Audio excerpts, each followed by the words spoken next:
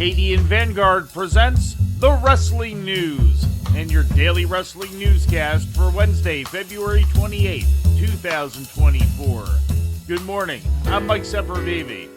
We begin today with NXT broadcast live last night on USA Network from the WWE Performance Center in Orlando, Florida. The show saw the return to WWE and NXT of Shawn Spears after an absence of 5 years. Spears, no longer using his previous WWE name of Ty Dillinger, appeared during a promo segment and laid out Ridge Holland with a steel chair, seeming to continue his chair-wielding persona from AEW, where he wrestled on and off from 2019 to 2023.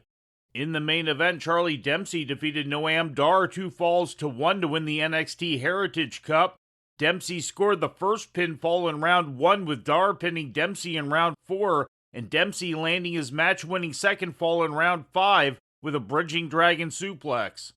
Luke Gallows and Carl Anderson made their first NXT appearance since 2022 on the show, defeating Malik Blade and Edris Enofe. Following the match, the LWO, Duke Hudson and Andre Chase and Nathan Frazier and Axiom all ran out, leading to a brawl that ran off Anderson and Gallows. In the opening match, Kiana James pinned Kelani Jordan thanks to outside interference from Izzy Dame. In other results, Jada Parker pinned Gigi Dolan thanks to a distraction from Ariana Grace. Roxanne Perez beat Jakara Jackson by submission. Dijak pinned Luca Crucifino and brawled with Joe Gacy after the match, and Von Wagner pinned Lexis King due to a distraction from Mr. Stone.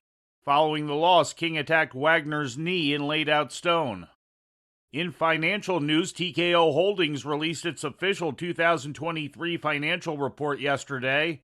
Revenue of $1.7 billion was reported between WWE and UFC combined. This showed a revenue increase from the previous year of 47%, which included $382.8 million contributed by WWE during the last 3.5 months of the year following the TKO merger. Net income was reported as $175.7 million, down from $389 million in 2022. WWE's combined revenue for the entire 2023 calendar year was reported as $1.326 billion, up from $1.292 billion in 2022. TKO is targeting revenue of $2.575 billion for 2024. In ratings news, after taking a week off due to the National Basketball Association's All-Star Game weekend festivities taking precedence, AEW Collision returned to the TNT network last Saturday night, drawing 385,000 viewers on average as reported by WrestleNomics. The show, which aired the same day as WWE Elimination Chamber on Peacock, was down 106,000 viewers from its last airing on February 10th. The 18 to 49-year-old demographic was .11, down from .15 2 weeks ago. In legal news, WWE is suing the Attorney General of the state of Texas, Ken Paxton, to prevent the release of an agreement between the company and the city of San Antonio pertaining to the 2023 Royal Rumble, according to a report from WrestleNomics. The lawsuit filed February 16th is an attempt to stop the publication of the Royal Rumble bidding contract, which would reveal what the San Antonio city government gave WWE in order to bring the Rumble PLE to the Alamo Dome last year.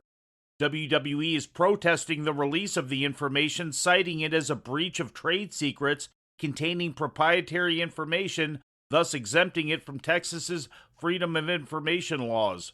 WWE has reportedly received $50 million for each event presented in Saudi Arabia since 2018, as well as $1.5 million for running Backlash and SmackDown in Puerto Rico last May, and TKO most recently received $16 million from Australia for a combination of events presumed to have included last weekend's Elimination Chamber.